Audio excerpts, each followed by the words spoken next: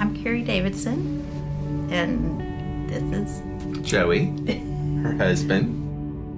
We served in Liberia from 2015 until...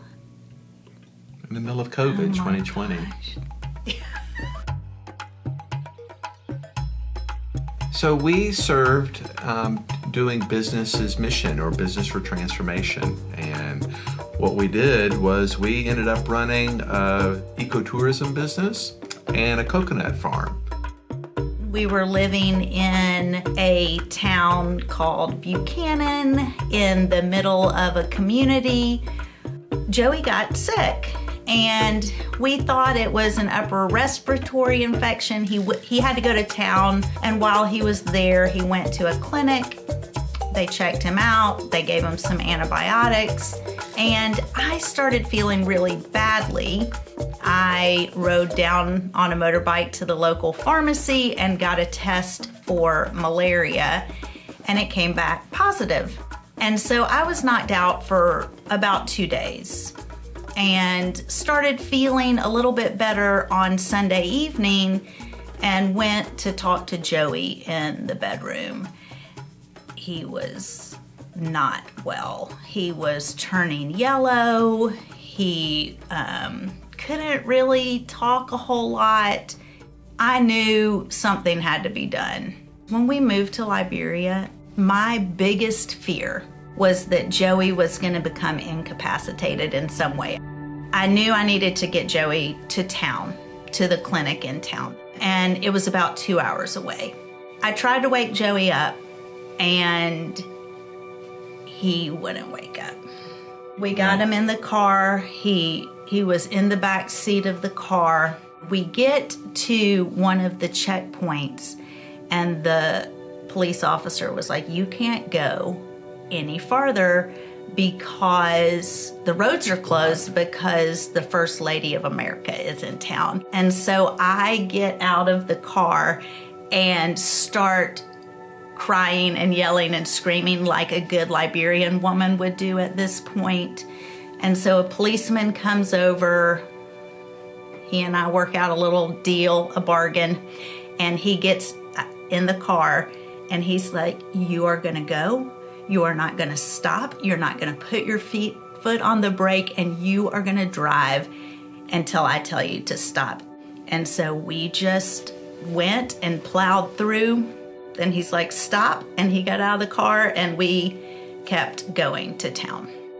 So we get Joey to the clinic, and they are very concerned. They start what they can do, and the doctor there says, "You have got to get him out of Liberia."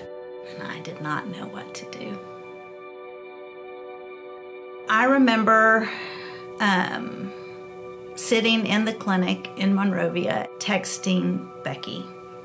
Becky started the wheels moving, and I had so many people from TMS help me in this time where it was the scaredest I've been, help me make decisions.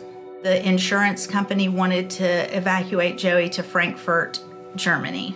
Through the TMS network, there was a missionary couple that people knew that lived in Frankfurt. We get to Germany. He's in isolation. We're not allowed to see him. I felt supported and cared for as I had to figure things out and make a lot of decisions. And then Joey got better. Hearing what Carrie had to deal with and to do, that was tougher to me than actually having to deal with the physical side of it. But then hearing about all of the ways that TMS and our friends and family then came along beside her and with our family during that time, it truly did. It was faith strengthening, and that to know that this was the body of Christ at work.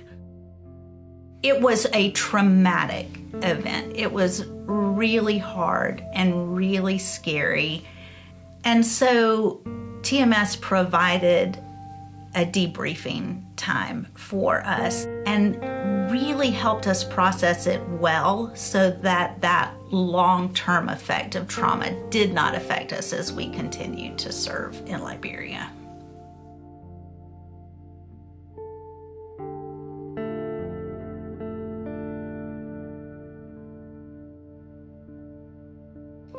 Well, I know the emotional toll that it takes on parents. I also know the toll that it takes on a kid. It was really scary for Miriam to be in the middle of all of that, trying to navigate it and figure it out.